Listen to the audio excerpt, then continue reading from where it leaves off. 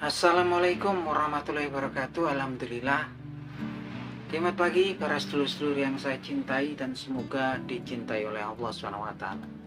Oke para sedulur, jumpa lagi di kanal YouTube-nya Pak Digun. Oke para sedulur, jadi di awal tadi ada potongan video singkat tentang gambaran peristiwa banjir yang terjadi beberapa hari yang lalu yang menerpa wilayah Jonggol ya teman-teman, di Kabupaten Bogor. Jadi Kecamatan Jonggol ini masuk di Kabupaten Bogor. Nah teman-teman, ternyata saat ini dikala musim kemarau ya, di bulan Juli 2025, ketika kemudian hujan cuman datang nggak terus menerus ya, paling 2-3 hari belakangan yang menerpa Kabupaten Bogor.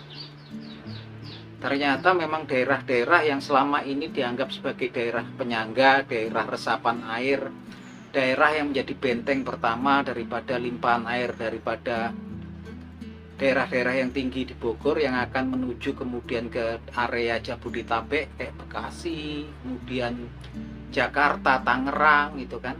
Ternyata daerah-daerah penyangga pun saat ini sudah mengalami problem banjir juga gitu kan. Gimana kemudian di awal video tadi kita bisa lihat sebuah rumah sakit ya di Kecamatan Jonggol, Rumah Sakit Permata tuh terkena banjir ya, tempat pelayanan publik. Gimana kemudian masyarakat yang memang membutuhkan pelayanan publik ketika cuman ada hujan 2 atau 3 hari itu langsung kena banjir seperti itu ya.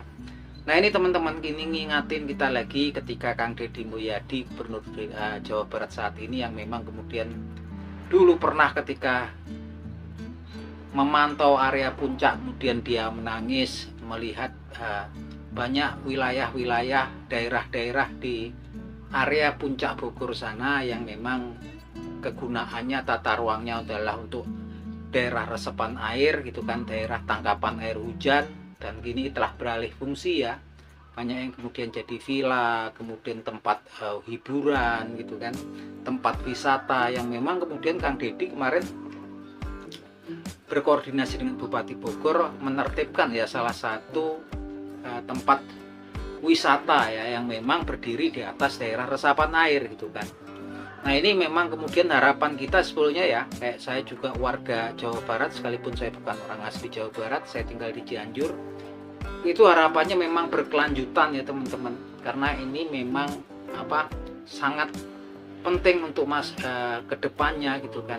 Apalagi ketika Kang Deddy juga mengutarakan dulu sempat bahwasannya Pemda DKI Jakarta sudah seharusnya gitu kan melakukan investasi di Jawa Barat, karena memang air yang datang ke area Jabodetabek gitu kan memang dari area Jawa Barat gitu kan, dan itulah kemudian sangat penting sekali untuk penanganan banjir DKI Jakarta.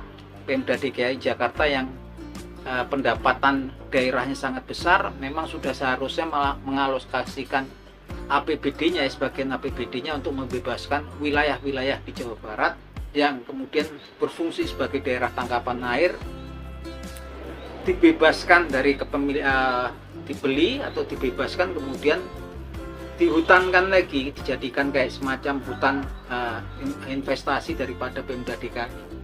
Kalau kemudian area-area yang memang daerah tangkapan air kayak kalau kita lihat mulai dari Cikalong, kalau dari Cianjur itu ya, masuk ke Cariu, Jonggol, ini kemudian Pemda DKI bisa membebaskan area-area yang memang kemudian bisa jadi tangkapan air di situ ya, kedepannya pasti akan berkurang ya masalah banjir yang kiriman dari Bogor ya, seperti dari Sungai Ciliwung segala macam. Dan yang satu itu, dan yang kedua memang kemudian Pemda DKI juga memang, dan pemerintah Bogor yang memang ini memang harus betul-betul mencontoh apa yang dilakukan Kang Deddy Mulyadi di Kabupaten Bekasi ketika melakukan revitalisasi di sungai-sungai yang ada di Kabupaten Bekasi.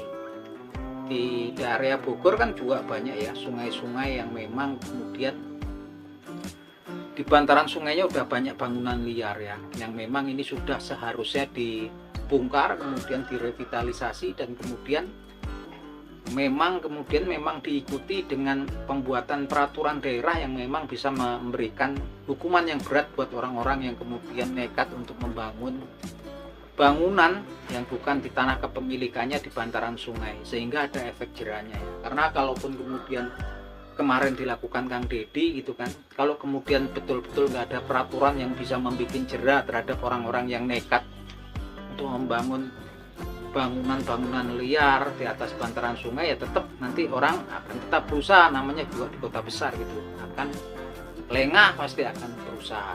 Nah, dan ini memang dibutuhkan kemudian kerjasama dari aparat desa, aparat kecamatan. Tapi yang terpenting memang secara sistematik ketika banjir-banjir itu melanda di daerah Bawar, sepertinya program-program pemerintah, banyak kan program besar pemerintah, saya pikir harus mulai mengalokasikan berapa persen dari anggaran pendapatan daerah ataupun anggaran pendapatan negara untuk membuat zona hijau di area memang tangkapan air ya, mulai dari kemudian Cilengsi, kemudian masuk ke Cibarusah, kecamatan Jonggol ke sana Cariu, kalau Cianjur tuh narik ke Cikalong gitu kan. Kalau enggak kan cuman sekarang memang terjadi kemudian rusak ya alamnya gitu kan, banyak yang kemudian ditambang gitu bukit-bukitnya. Itu memang kenyataannya seperti itu ya teman. Nah ini memang harapan kita semua, utamanya saya tinggal di Jakarta, punya rumah ada tinggal di Jakarta dan kadang tinggal di Jawa Barat, dan saat ini lagi di Jogja, di rumah Jogja. Harapannya memang kedepannya dalam penanggulangan banjir pemerintah memang harus sistematis, bukan cuman kemudian Pemda DKI cuma mengatasi yang masalah di DKI, nggak akan selesai ya ketika kemudian rantai banjir ini kemudian memang nggak diperbaiki dari hulu ya sampai ke hilir. Nah itu aja teman-teman obrolan kita. Mungkin teman-teman punya pendapat tentang banjir yang menimpa DKI Jakarta. Ini baru pemanasan ya, baru musim kemarau bulan Juli, belum nanti kalau bulan Desember ataupun Januari. Nah itu aja teman-teman obrolan kita di pagi hari ini, semoga bermanfaat. Akhir kata wabillahi taufiq wal hidayah. Wassalamualaikum warahmatullahi wabarakatuh.